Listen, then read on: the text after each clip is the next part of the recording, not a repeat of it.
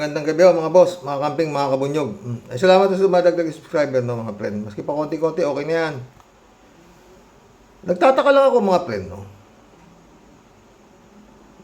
Bakit parang ang bait ng pulis natin ngayon kaysa nung panahon ni Digong? Ba? Hindi nyo ba na-obserbahan? Ito pa isa, pakinggan nyo. Lea, bakit iniurong na nung yung pagsasampa ng kaso laban kay Hanilet Abansenya? Magandang tanghali sa iyo, Aga. Part of the job. Ito ang katwiran ng babaeng may... Ano to? Kahapon pa yata ito eh. O, napukpok ng cellphone ni Hanilet Abansenya, yung pulis, no? Magsasampa raw ng kaso, ngayon iniurong na. Oh. ng Special Action Force na nabukulan sa noo matapos na pukpukin ng cellular phone ng common law wife ni dating Pangulo Rodrigo Duterte na si Hanilet Abansenya. Ito'y sa kasagsagan ng gagawing pagpapasakay sa eroplano sa dating Pangulo. Ayon kay Philippine National Police Spokesperson at Police Regional Office 3 Director, Police Brigadier General Jean Fajardo, kinumpirma din ito sa kanya ni Staff Director, Police Major General Mark Castes, at sinabing ito ay personal na desisyon ng pulis. Ayaw na daw kasing palakihin pa ng policewoman ang insidente kaya't magpapagaling na lamang ito para makabalik agad sa trabaho. Kaugnay nito, sinabi din ni Brigadier General Fajardo na sinagot naman daw ng PNP ang gamot ng pulis at bibigyan ng kaukulang commendation dahil sa ginawa niyang pagtupad ng maayos sa kanyang trabaho. Kahapon aga matatandaan na sinabi ng PNP na magsasampa ng direct assault na kaso ang pulis laban kay Abansenya. Aga? Lea, kumusta yung kalagayan ng pulis na sinasabing nabukulan at bukod doon sa bukol, may iba pa ba siyang injury na tinan mo, Lea? Yun lang ang nabanggit na injury to, no? Yung malaking bukol niya sa noo. Pero nung malapatan naman ito ng Lunas, sinabi ni General Fajardo kahapon na medyo lumiit na ang bukol nito at nagpapahinga na lamang para makabalik agad sa trabaho. Aga. Alright, maraming salamat, Lea Ilagan. Alam niyo mga boss, no? Bigyan na ho tayo ng reaction dyan sa nangyari niyan, no? Yun yung tama nung pulis dito. Laki. Eh, nung hinalipaw ho nung nung number 2 ni Duterte, yung cellphone niya, ano yata yun? iPhone pa raw, mabigat yun eh. Oo, hindi kagaya nito mga cellphone na to, magagaang. Yun yung mabigat. Pag at tumama nun, ito hong pinakakanto na to, masakit ho yun, talagang malupit. Kaya laki nung bukol nung pulis na babae. Pero bibigyan naman daw siya ata ng award sa pagtupad niya sa kanyang tungkulin, no? Pero yun nga, bakit hindi sinampahan ng kaso si itong number 2, itong kabit, itong ni Duterte, itong pangalawang asawa niya daw, di ba? Si Duterte, mahilig sa babae yan eh. Hindi natin alam kung may pangatlo, pang-apat, kung ano-ano, di ba? Mga boss, bakit? Paano ngayon? Babaeng pulis. Kung yung palo ni Hanilet na yun, napababa at sa mata mo natama yung kanto nito at ikinabulag mo.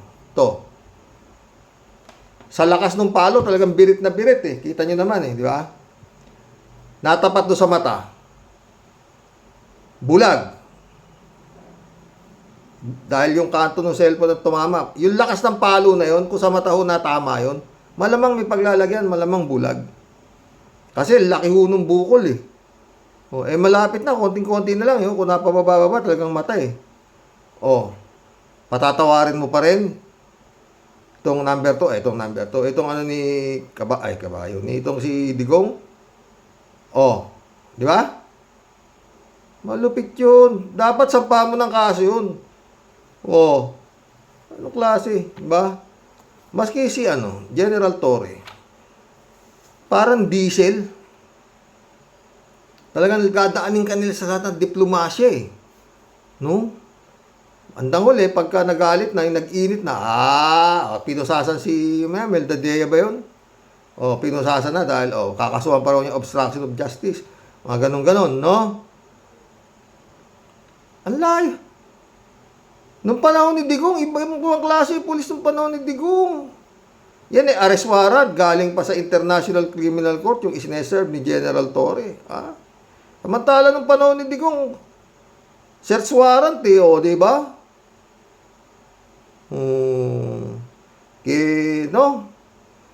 Si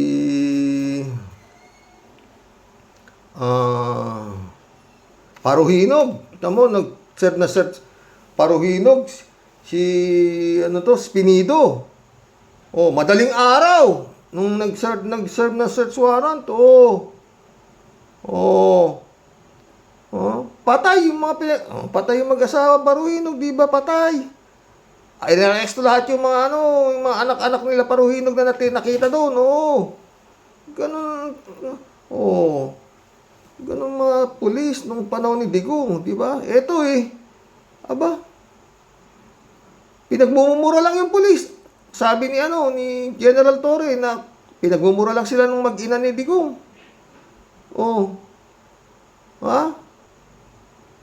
Pero hindi nangyari yung gusto nilang mangyari. Talagang nagalit na, nag-init na yung diesel Talagang bibit-bitin niya talaga si Digong, di ba? Mga friend. Pero yung ko nga, masyadong madiplomasya. No? Hindi kagaya nung panahon nila Espinido, talagang may kalalagyan ka. Panahon nila, Colonel Marcos ba yun? Kita mo yung Colonel Marcos, puta. Siya ba yun? Yung nasa loob na ng kulungan. Search warrant daw, patay.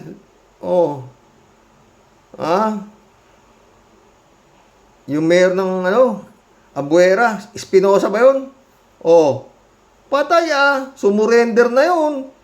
Pero pag nasa listahan ka ni Digong talagang padadalang ka ng search warrant at alam mo na kung saan ka pupulutin. Mga ganun ng mga polis nung araw ni Digong Sagot ko kayo, sabi ni Digong. Ako mananagot sa inyo. Di ba? Murder ang kaso ni Marcos. Na-reduce sa homicide. Kaya nakapagpiyansa si Marcos. Di ba? Yung Colonel Marcos ba yun? Ito. Iba ng panahon ni Digong Ngayon iba yung pulis ang nakakawawa ngayon. Tignan mo nung nag-serve ng search warrant sa kingdom ni Kibulog. Di ba? Sila na naman ang nagulpi. Binuhusan pa sila ng kanin baboy binuhusan kanila. Diba? Anong nangyayari? Mas matibay yata yung panahon ng mga polis ng panahon ni Digong. Diba? No. Panahon ni Digong tutok, tok, tok, tok, tok. Kakatok lang sa pinto Bang, bang, bang, bang, bang, patay, bayad. Diba? Ayan, nandun ngayon si Digong sa dahig. Pero malupit pa rin mga friend Nagpapile na mga sa Supreme Court. Yung pala Supreme Court, mga friend, sa 13 justices dyan, siya mga appointee ni Digong. Kaya pala putik yan. Ano talaga sila, Pati si Kitty Duterte, Pulong Duterte, Basti Duterte, Sara Duterte, ibalik ninyo yung tatay namin dito. Supreme Court. Gawan mo na remedyan. Order ka na ibalik yung tatay namin dito. Di ba? Putik yan. Yun ang gusto nila balik si Digong di ba? Ewan ko, mga friend. Pero malamang sa alamang mahirapan na makabalik yan. Pinagbabalahura niya yung mga sa ICC, di ba? Come. Kung ano pagsasabi niya, kung ano sigsasabi niya. Nakarating sa ICC yun, sigurado, dahil naka-televise si Digong habang minumura niya yung mga ICC na yan, di ba? Ngayon, Yan naman, tapang di ba, mga friend? Ano ngayon? Pero yun nga, mga boss. Bakit ganon? Hindi pwede yun. Kapulisan, sampahan mo ng direct assault. Puta, gumagawa. Tapos, paano kung namata ka? Sasampa ka ng kaso ngayon. Siguro naman, kung nabulag na isang mata mo, pinukpo ka, magkakaso ka na ng direct assault. O hindi pa rin, patatawarin mo pa rin. Part of your job, ganun. Mali naman yun. Meron na namang ano sa Davao, oh. Na balita raw, napapasukin yung bahay ni Digong. Tinatanong naman si Baste kung saan niya naalam, kung sinong nagbalita sa kanya. Wala namang masabi. Putik yan, puro imbento. Itong mga pamilya na ito, papaawa talaga, no, mga friend, mga paawa, ha? Ito pala mga kasamahan ni Digong. Marami na rin palang na-aresto. Iba pang mga personalidad na inaresto ng ICC, kilalanin. Maraming ano to mga friend, ha? 102,000 views. Ito ang mga kasama ni Digong sa Dahig. Pakinggan natin, no?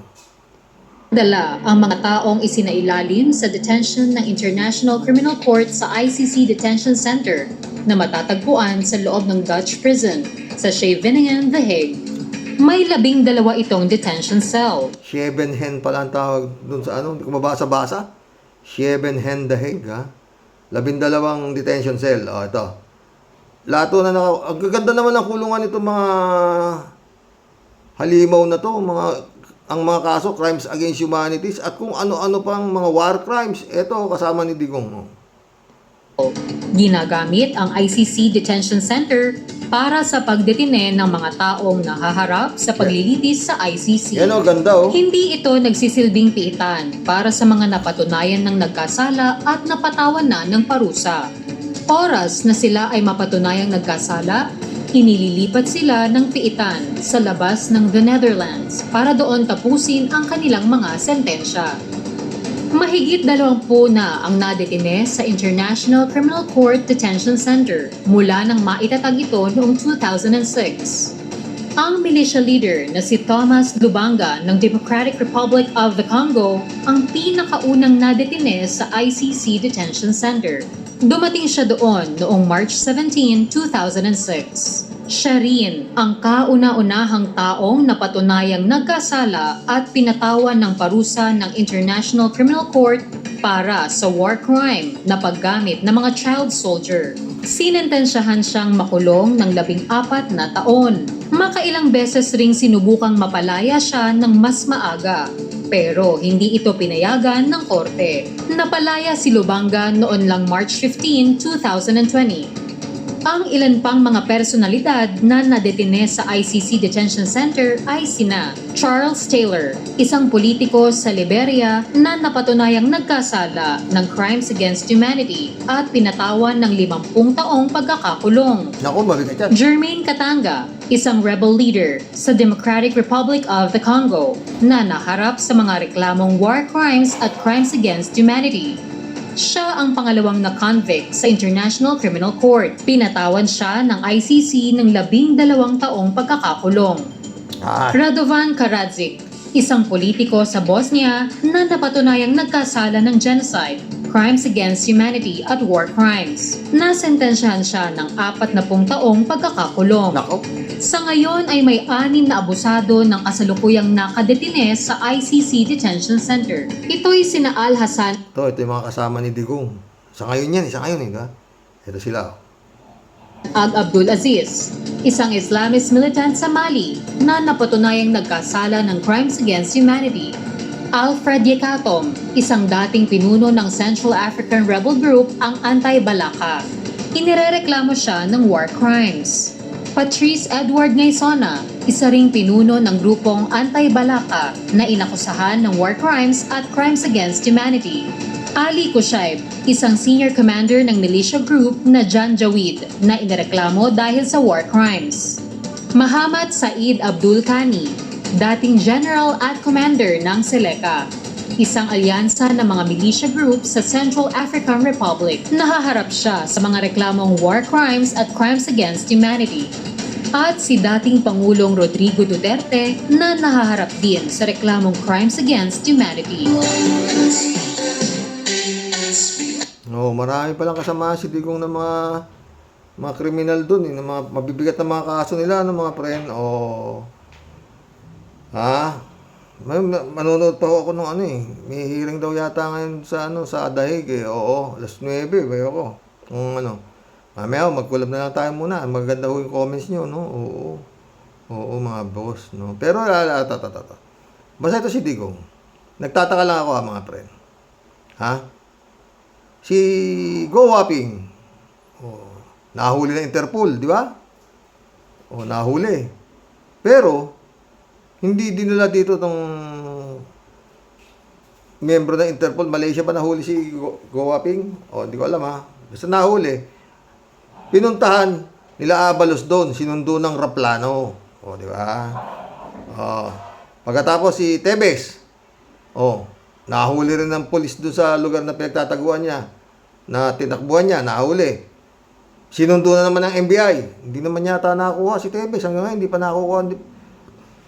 Wala pa yata sa Pilipinas eh. Nilalaban pa nila Topacio, di ba? O, pero ibang klase si Digong. Dumating sa airport ng umaga, hindi na siya nakalabas. At inihatid siya.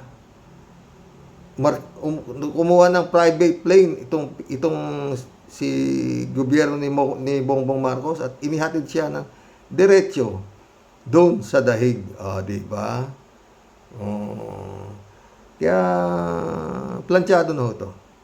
Pinlano talaga si Digong. Oo. Ikaw ba naman kasi, Digong wala kang ginawa kundi babuyin yung presidente ng Pilipinas kakampi nyo pa Ngayon, ikaw ang bumaboy ng bumaboy. Hindi ka naman inaano. Hindi ka na nga ibibigay ni Bongbong ang pinili mo di ba? Nabulaga siya, no? Kala niya wala Kala niya, di ba? Todas ka ngayon. Anyway, hindi naman tumitigil yung mga anak mo nakalampagin yung Supreme Court dahil karamihan nga pala doon, in-appoint mo. No, yun. Pero ewan ko, mukhang walang magagawa Yun ang ayon kay Atty. Conti. Walang mangyayari. Talagang haharap si Digong, no? Pero, anyway, sabi nga ni Atty. Claire Castro, kung wala namang kasalanan, depensa niya yung sarili niya, di ba? Total, pinagmumura lang niya yung mga ICC dito, dito sa... ewan natin kung makakapagmura si Digong doon sa ICC doon, di ba? Pero ayon nga sabi nga kay Digong, yung mga polis, magtrabaho kayo. Sagot ko kayo. Di yun ang sagot niya rin sa ICC, di ba? Magkulab na tayo mga boss. Talagang wala nang kapututungan yan. Pero yun nga, pag napabalik si Digong sa Pilipinas, iwalay na naman tayo. Maghahanap lang ako ng ibang content na naman. 3J Shop ka, Pag napabalik si Digong sa Pilipinas, tabla-tabla na tayo. Maghahanap na talaga ako ng ibang content. Talagang super lakas. Antakin mo, Saan ka nakakita ng sinerba ng warrant of arrest pagdating sa Villamor Air Base, iniupo ni General Torre sa upuan ng isang presidente. Ganda ng upuan ni Digong, nakaupo siya. Sabi nga General Torre, sobra na akong bumaba sa level ko Sa sobrang yung diniplomasya ko na lahat ng todo di ba? Pinagmumura pa ako lahat talagang ibang mga kapulisan ngayon. Hindi kagaya ng panahon ni Digong. Todas ka boy. Patay. Kulong lahat ang inabot. Pero dito ngayon wala. Di ba? Noong panahon ni Digong, ultimo na sa kulungan, siniserbihan ng search warrant. Mag-club na tayo, visit. Sa takot ni Mabilog, ng pusa, iniwan na yung Iloilo ba yun? Tayo na. Talagang, papadala na si Espinido Wala. Ano ba, mayroon na ba nahuli? Sa mga wala. Pinakakulong na ba? Mga tauhan ni Digong, wala pa. Yung Garma, wala na. Naghahanap ng yung Garma, dito. Asylum daw sa Amerika. Di ba? Alam nyo, napakalaki ng naitutulong ni Atty. Claire Castro dito sa administrasyon ni Bongbong sa ngayon. Siya lahat ang sumasagot siya sumasagot lahat. Yung mga pinagkakalat ng mga insekto nila Panelo, mga kung ano ang pigdadadaldal, sinasagot ni Atty. Claire Castro. Tapang talaga, Atty. Claire Castro. Sana parati kang gabayan ng Panginoon, Atty. Claire.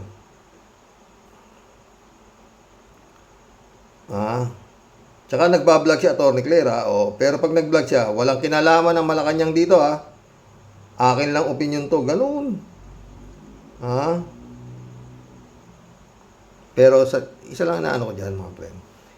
Hindi, may dignidad yung attorney na yun. At hindi yung basta-basta mapipihit ni Bongbong sa mali. Hindi siya magampi sa mali. Malamang, ha. Raul Villanada, shout out. Greetings, Werox, sa inyong may bahay na ngayon ay nagpapagaling na sa kanyang operasyon. Get well soon and God bless always. Oo, ganda na nga lumiwanag na daw, friend eh. Salamat sa mga prayers nyo, sa totoo lang. Raul ulit, Ngayon, digong nyo ay nagpapaawa pero hindi bagay. Sa dami ng kaluluwang umiiyak, matutuluyan ka na, digs. Di ba? Dapat lamputin na rin si Sara eh. Nandun na rin lang eh. Raul Villanada ulit, Bonggok, sabi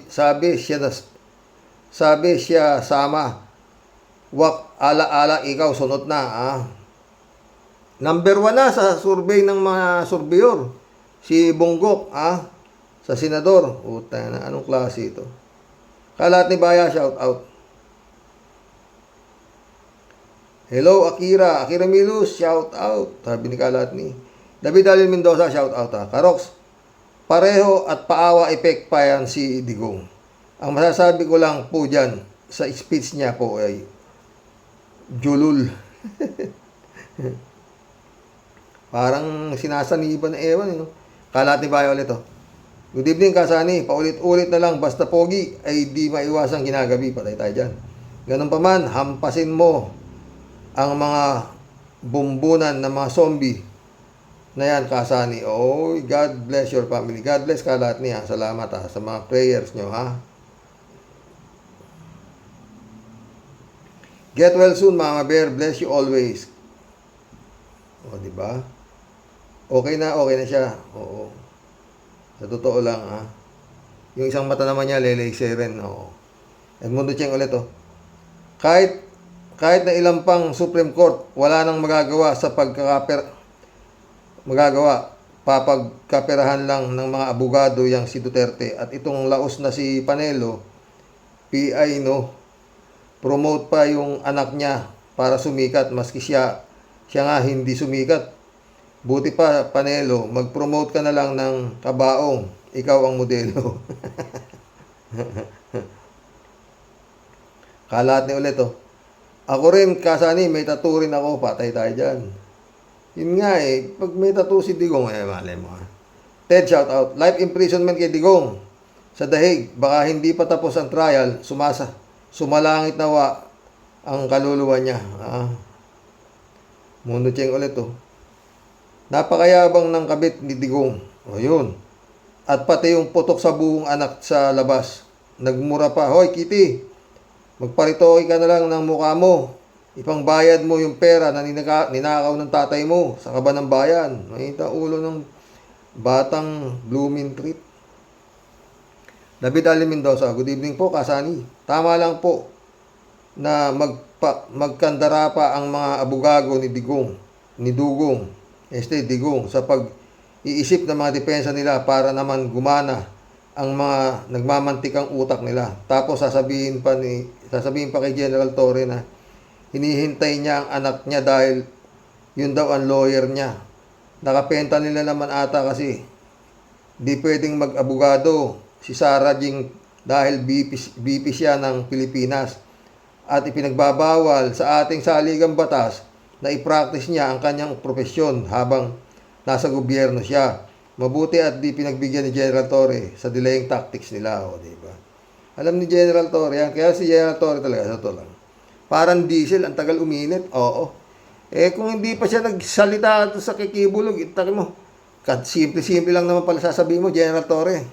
Pag hindi ka lumabas dyan, kibulog ka. Assault. So sinabi ni General Torre, assault, 4,500 yung sundalong humuri kikibulog. Saka lang lumitaw yung bugok di ba? Kalat niyo, hello Shay, ingat ka dyan Oy, Shay, Ink, London, UK na, shout out. Naalala mo yan, ha? Sexy niya, no? Kalat ni, no? Ted ulit, oh. Laki ng bukol ng babaeng pulis. Dapat makulong si Evansenia. Yun nga, matras na. Ano class? Yun nga, kinapi ko ngayon, Ted, eh. Mundo Cheng, Hoy Garcia, pag nanalo pa ang mga kandidato ni Digoy, halata ka na tama si Atty. Harold Respicio. Paano mo ipaliliwanag, ha, Garcia? Alam mo, maalas lang si Atty. Harold Respicio, eh. Bakit ka mo? Kung naging Duterte ang apelyido mo, Atty. Harold Duterte, hindi ka kasampahan ng kaso niya si Mata, ni Garcia. Tingnan mo yung si Abansenia pa apelyido nun, ha, hindi pa Duterte, pero nakadikit kay Duterte. Kaya natakot yung pulis, maski na halos, paano kung nagkaroon ng hemorrhage yun? O kaya napababa yun? Bulag ka, sasampahan mo na! Kinakakatakot ni John, kayo, no? Nagsisilat, naku. Mundo Cheng ulit, oh. Humanda ka na, bobong kalbong, naubod ng yabang, na si Bato de la Rosa. Pag nakulong ka na, baka sakali doon ka na tubuan ng buhok, animal ka, patay tayo dyan. Oy, si Kimo kasama ni Sarah sa Dahig. Oo, nandun sa Netherlands si Kimo ngayon, oo. Tinanong si Kimo kanina, natawa ako, eh. Anong oras? May pa sa tinanong, eh. Basta may tinanong yung media. Ang sagot ni Kimo, eh. No comment muna. Tinatanong lang siya kung bakit nandun siya, eh. Kasagot-sagot, no comment. Tragis kang Kimo ka talaga. Wala ka sa ayos. Mundo Cheng ulit, oh. Ano, Ipe? Papaano ka na ngayon? Todo ngawa mo. Nang hulihin yung amo mo. Sirang pangarap, ha? Sulitin mo na kung si Digong ay galit.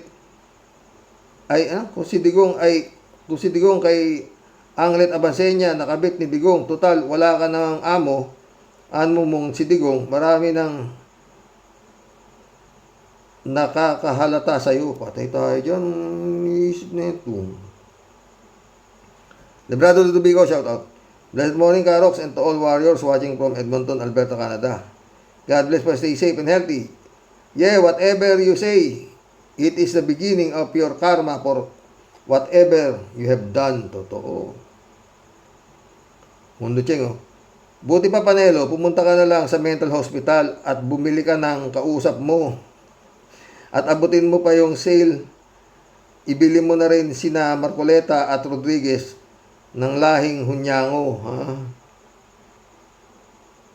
Mundo ulit, oh. Ngayon, wala na yung sakit ng ulo ng bayan. Dapat sana lahat ng mga tutan at aliporis niya ay itumba ng lahat kasi baka magkalat pa ang mga yan. Makakabalik pa si Digong sa Pinas. Yun nga lang, pangalan na lang at balita. Si Digong ay patay, tigok na. Pangalan na lang ang bumalik. Diba? Ted ulit, to. Hindi ko kay Digong mag-hunger strike siya, di ba? Pwede daw palang tumira si Digong sa labas ng kulungan sa Dahig. Basta wag lang lalabas sa loob ng restricted area na ibinibigay ng ICC. Hindi naman daw makakatakas si Digong dahil merong tracker sa paa at kukunin ng passport kung gugustuhin ni Digong. Yun. Mundo Cheng ulit, oh. Lahat ng mga tuta ni Digong siguradong babaliktad lahat at lilipat na kay BBM. Ruben Lantin, shout out. Nanood po ako sa inyo. Kung gusto kong malaman, straight pack. Kung gusto ko namang matawa, kay Chris Ulo ako nanonood. Nakakatawa si Chris Ulo, pinapanood ko yan. David Ali Mendoza. Karox, natutuwa po ako at di na kayo magbabago ng vlog. Magbabago ako, David. Pag napauwi si Digong, nagtagumpay yung mga anak niya sa mga sinasabi niya sa Supreme Court, inuutosan sa Supreme Court na orderan ang International Criminal Court na ibalik si Digong sa Pilipinas. Akala ko po kasi noon, change topic na tayo, mabuti at di pinahintulutan ni Lord na mangyari yun. Sa totoo lang po, ay binibigyan pa si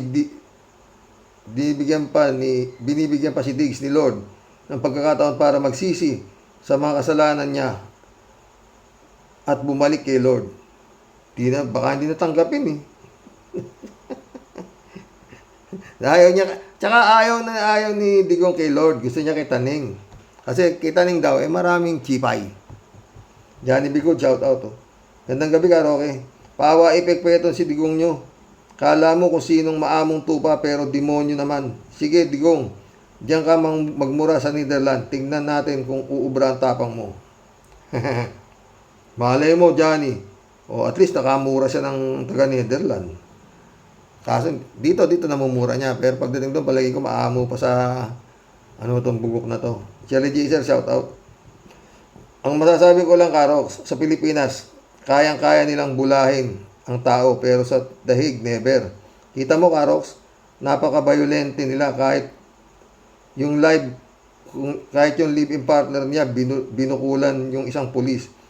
At si General Torre tinulak ang lutong ding magmura nung bunsong anak. Palagi ko, mas masahol pa ugali kesa kay Sara. Diyos ko po, lahi talaga ng mga demonyo. Nga, Shirley. Alam nga namang mamunga ng santol yung durian. Ted ulit oh. Nagtaka daw si Digong nang makita niyang maraming Pilipino ang nag-aabang sa pagdating nila sa labas ng preso sa Shibenyin-jun. Nagtanong siya si Mededea kung naibalik na ba siya sa Pilipinas. Sabi daw ni Mededea, hindi mga Pilipino yan dito sa Dahig. Nasa labas lang sila ng presuhan. Nag-aabang, gusto nilang masiguro na makukulong ka dito. Buwelta ni Digong, visit. Maricar Carla Bautista,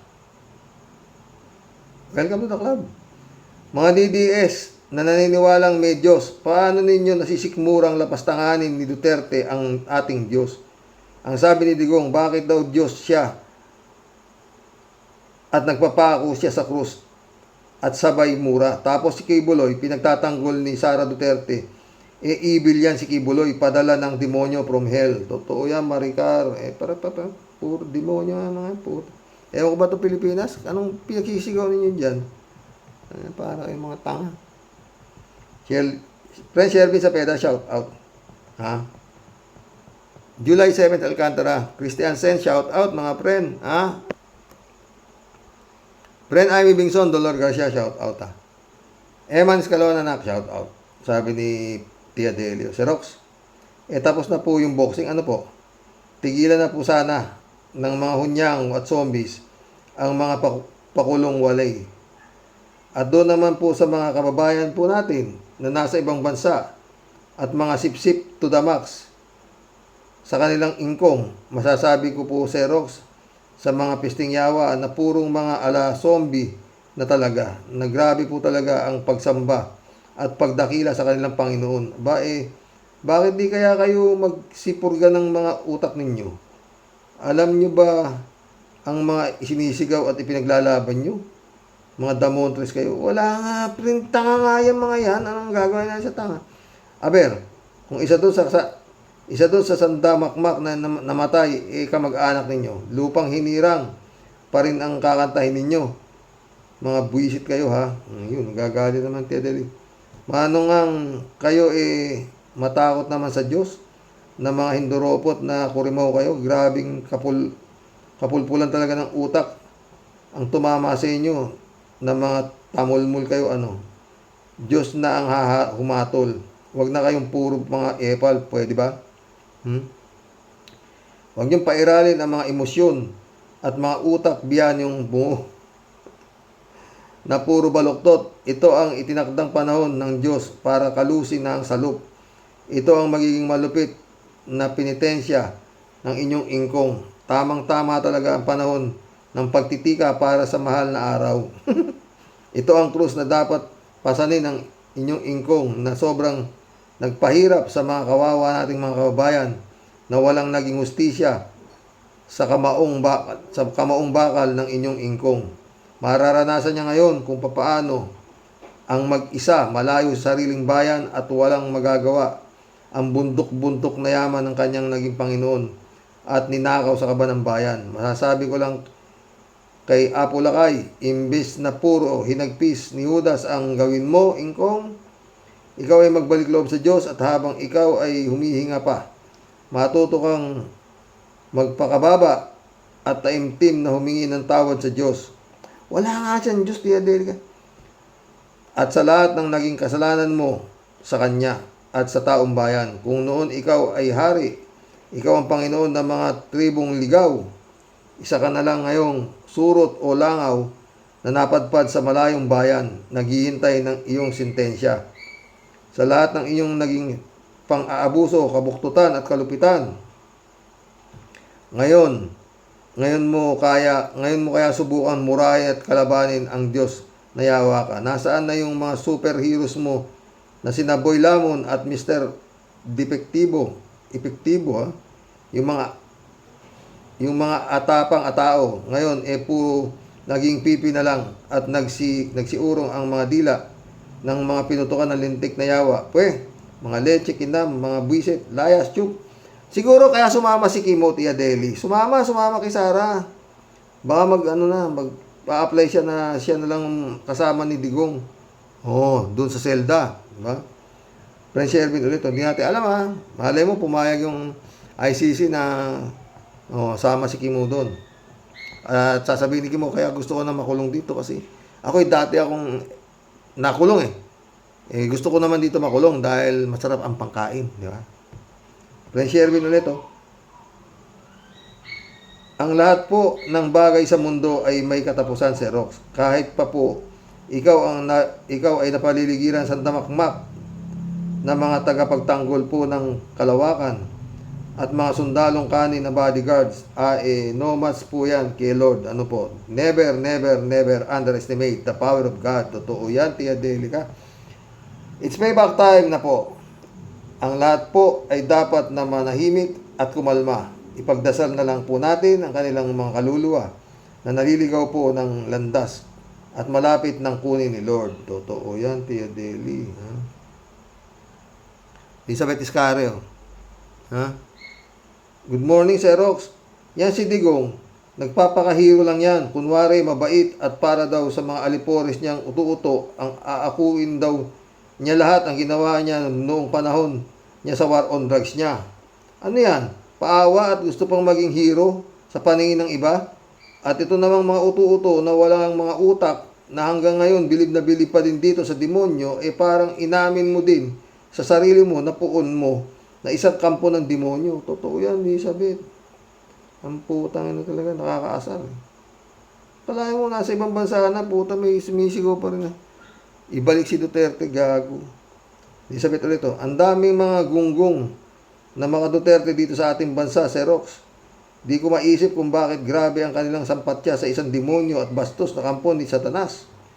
Ganyan na ba ang mga Pinoy ngayon? Ganyan na, wala na iba Kampo na din ba sila ni Satanas? Wala ba silang puso at bulag sa katotohanan, Sir Rox? Yun nga pa rin. Na ang puo nila ay isang halimaw na walang Diyos sa puso. Yun talaga Elizabeth ulit Buti naman at dito magkakaroon ng totong hustisya ang mga pamilya ng mga pinagpapatay nila. At doon sa ICC lang nila makikita ang hustisya. Kaya lang, itong mga alipores nila, todo tanggol at gusto ngang mag-people power daw at nagtatawag ng si Harry Roque. Buti na lang at itong head ng NBI nagsalita, nakakasuhan siya ng inciting to sedition. Ang lakas ng loob kasi nga wala dito sa ating bansa. Oo nga, di ba? Elizabeth ulit Ngayon, Sir Rox, humihingi sila ng due process para sa kanila. Ginawa ba nila ito sa mga biktima nila? Ngayon nila naisip kung gaano ka-importante ang due process, di ba, Sir Rox? Diyan nakikita kung gaano mga gunggong talaga yung mga yan. Tangina, dahil pinapatay, ayaw mo ng due process, gago. Ngayon, ikaw, due process. Sira. Bugok talaga. Yan si Digong. Librado ulit Tama ang iyong tinuran. sa The Netherlands ay sandamuka lang zombie. Tatawagin ko kayo ngayon na only in Netherlands, hindi yung bansa kung hindi kayong mga ungas, mga hindoropot. Ha? Celia Messina, shout out. Nakakaasar lang pakinggan. Akala niya siya pa rin ang presidente. Nonsense. Totoo. Rian Manampan, no? Siya yung bangag, magsalita. Yang si Digong. Totoo. Leo Preno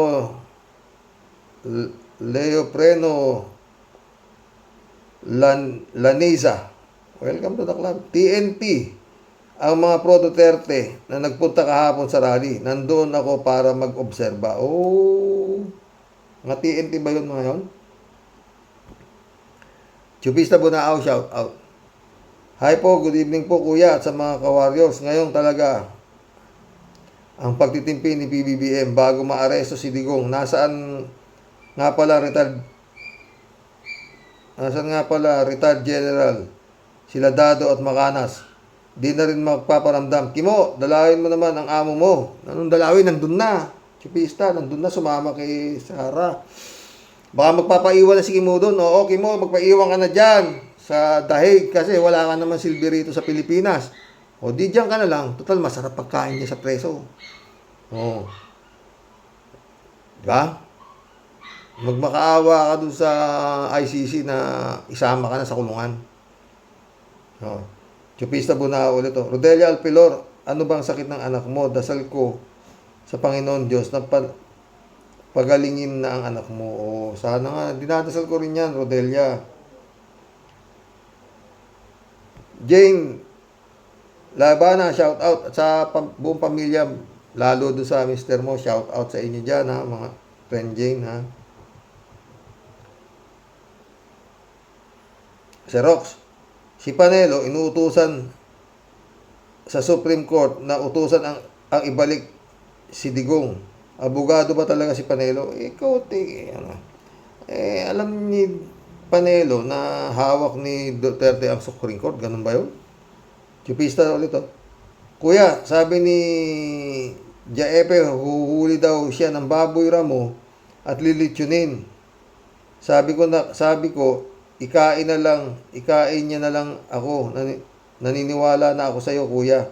Sa kasabihan, tahimik ang ilog ay malalim. Ano nga ang nahukay sa malalim na ilog? Dahig, salamat sa Diyos. At magkakaroon na ng justice ang mga biktima ng EJK ng war on drugs, di ba? Rodrigo Bitog.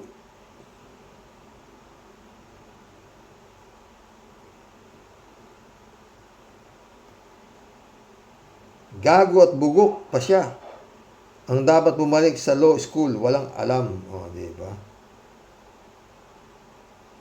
Chupista Bunao. At salamat din po kay Senator De Lima Trillanes at kay Noynoy Aquino na isinali ang Pilipinas sa ICC. Saludo po ako sa inyo.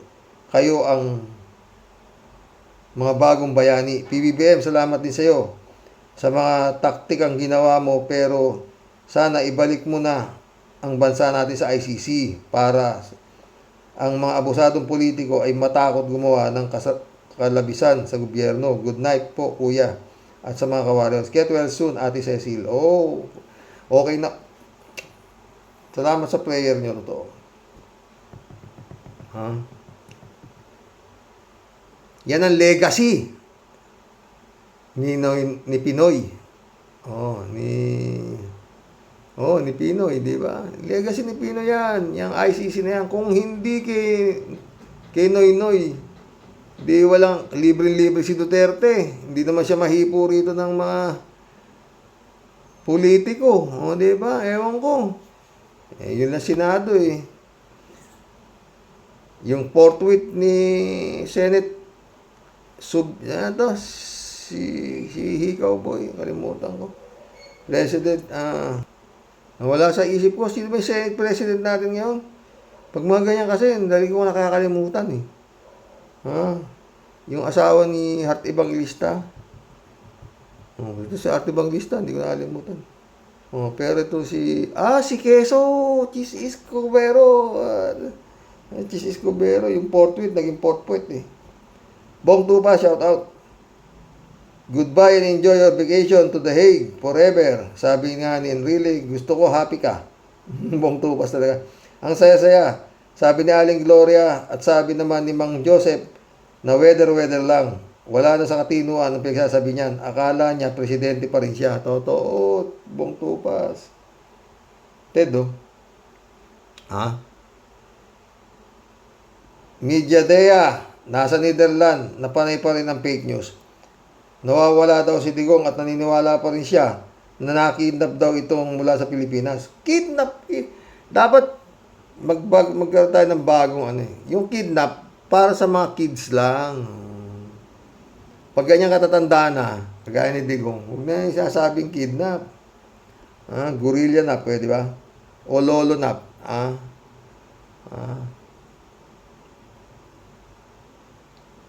Yung pala, procedure ng ICC na bigyan ng bawat bagong suspect ng medical examination bago pakawalan sa loob ng kulungan. Dapat pagbalik ni Midael Dea sa Pilipinas, mapasok ito sa ulo. Mabalita man hindi fake news.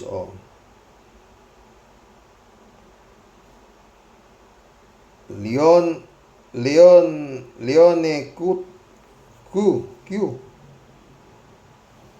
Shout out. Mary Grace Santos, shout out. Magandang umaga po, Kuya Roque. Nakakapagod ng mag-comment sa mga nilalang na yan. Walang kadala-dala ang mga naniniwala sa kanilang gaslighting at mahilig mambaligtad. Shout out po. God bless po, Kuya, at salamat. Mag-ingat po lahat sa init ng panahon. Yun nga, Mary Grace. Sobrang init, no? Mary Grace ulit. Pahabol po. Yung facial reaction po. Yung facial reaction mo po, Kuya, habang nakikinig sa mensahe. Nakakatuwa. Rodeo Adriano, shout out. Bato, next in line ka na sa amo mo. Federico Mandaco. Hindi. Ligtas ka na ba to? Kasi sinasagot na ni Digong eh. Siya na lang daw ang magpapakulong para alang sa inyong mga kapulisan na sumunod sa kanyang utos. Puta, patay. Guilty na, inamin eh. Pwede ba yun? Ikaw mastermind, pagkatapos yung mga pumatay libre? Ikaw naman, Digong. Kala ko prosecutor ka. Hindi pwede yun. Federico Mandaco. Dayaan nila gagamitin yung mga sinasabing mga bilyones daw na inaakusa ng pamilya niya.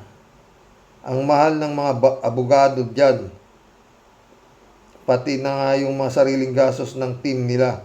Paano na yung mga ari-arian daw ni Kibuloy na siya ang administrator? Nabulaga sila dito. Mali yung mga intel nila. Kaya nga totoo, God moves in a mysterious way. Totoo yan, Federico. Michelle Edwin, my friend. Mike, shout out. Pastor Jun Lagon, shout out, my friend. Jeff Ramos, shout out.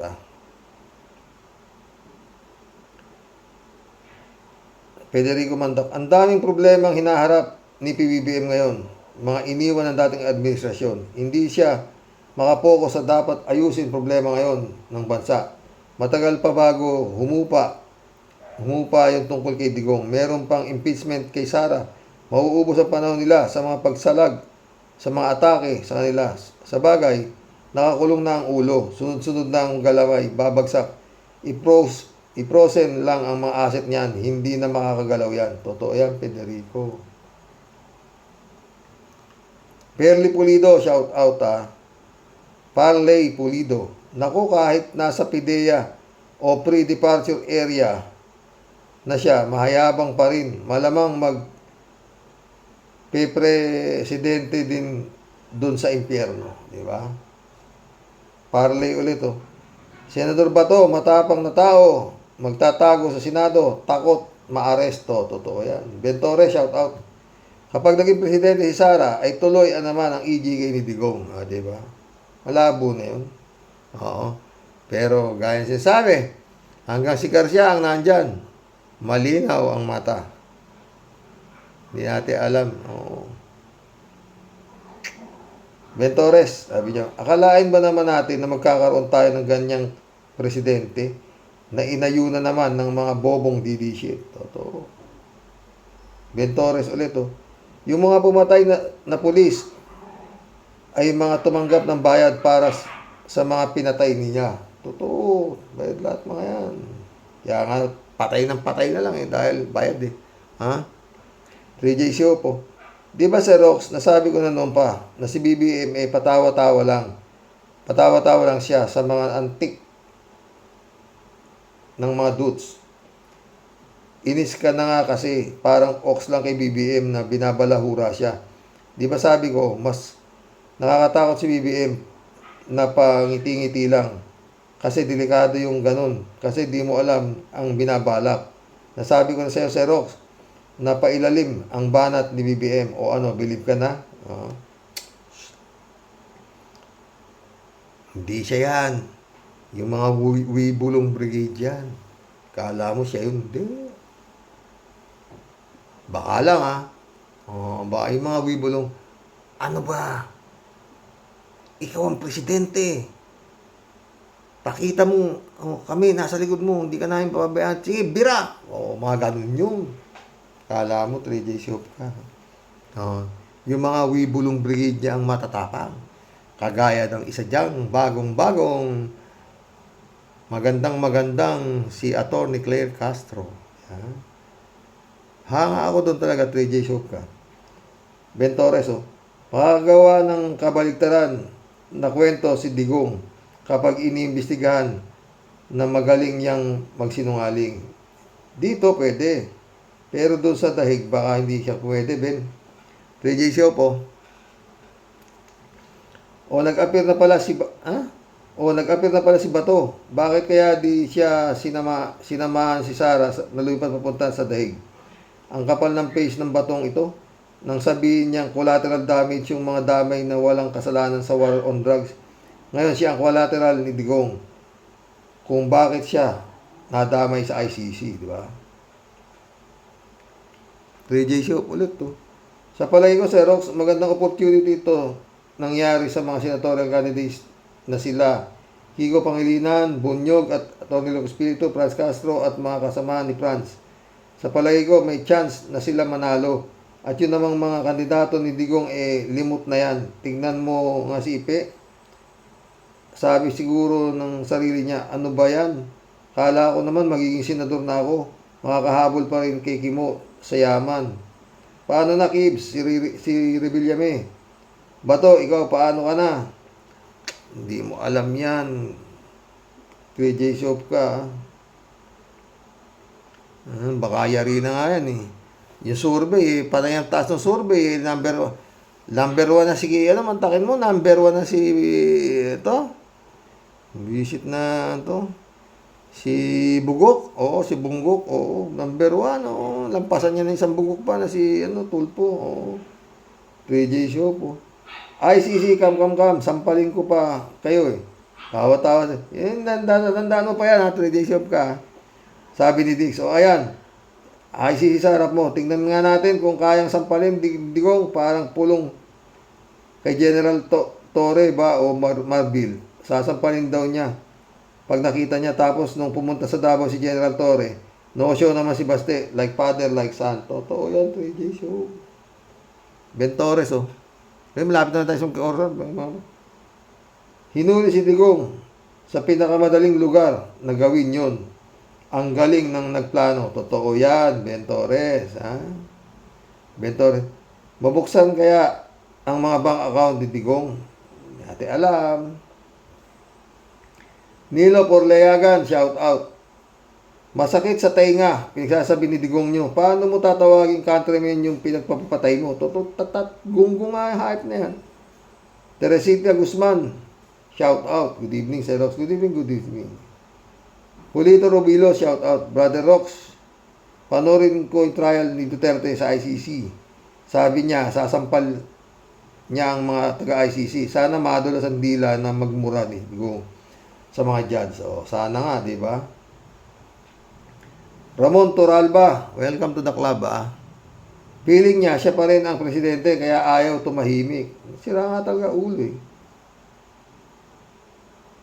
Raul Istengor Jr., shout out, ah. Hindi dapat ganun. Dapat pati yung mga pulis na sumunod kay Duterte, dapat managot din sila sa batas. Hustisya para sa mga biktima ng Duterte. Totoo yan. Jan Dimango, my friend, shout out, ah. Hieronimo Vales, welcome to the club. Mga bobo ang aso ni Digong. Ni Digong nyo, pera lang ni Digong nyo ang kayang amuyin, hindi naamoy ang waran. Totoo yan. Brother Elio Asisio, shout out. Parati kong na si Brother Elio. Kamusta si Senator Trillanes niya sa Caloocan? Mukhang lumalapit na kay malapitan, ah. Diba? Mission accomplished, mga boss. God bless. Hanggang bukas po muli. Dami nating napagkwentuhan ngayon, di ba?